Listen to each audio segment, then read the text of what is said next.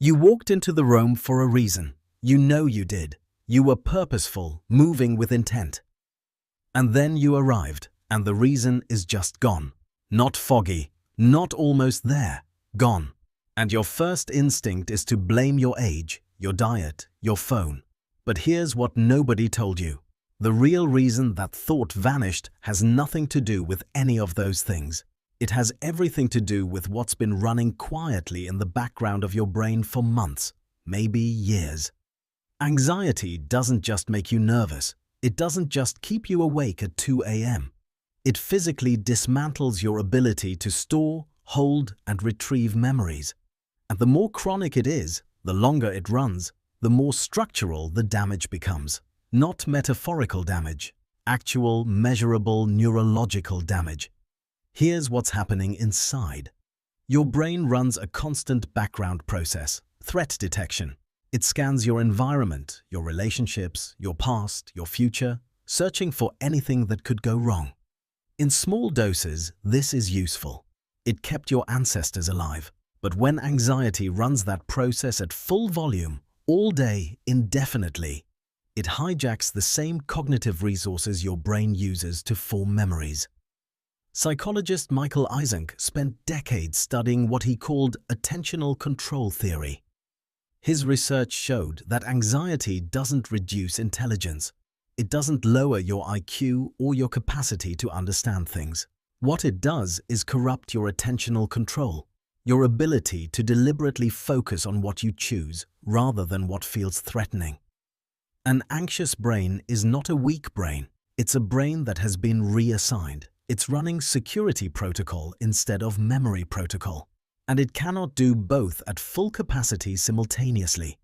So when you walk into that room with a purpose and something in your nervous system fires, a worry, a social fear, a background dread, your working memory drops the thing it was holding.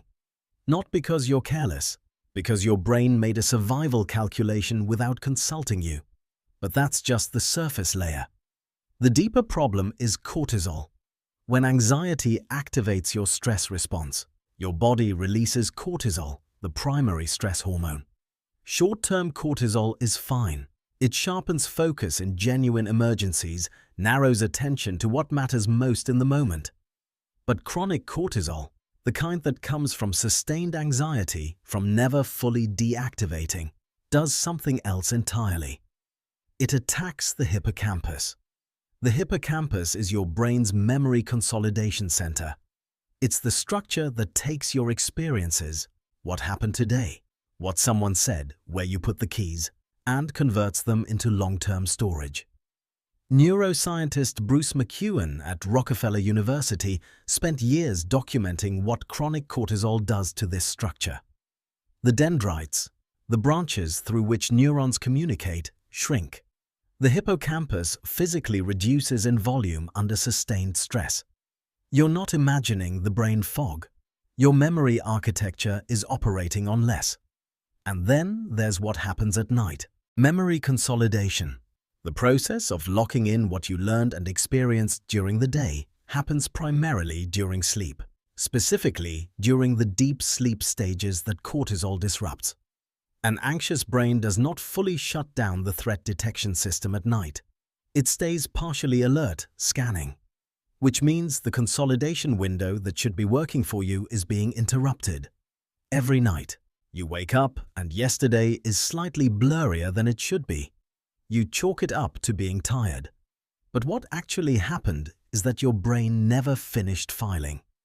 Here's the part that tends to sting a little. People with high anxiety often accuse themselves of being scattered, unreliable, even stupid. They forget conversations they had. They can't recall what they read. They blank in the middle of sentences. And because the world around them seems to remember things just fine, they assume the failure is personal, a character flaw, proof of something wrong with them. It isn't. It's physiology responding exactly as designed, just in the wrong context for too long. The anxious brain isn't failing to remember. It's succeeding at something else, surviving.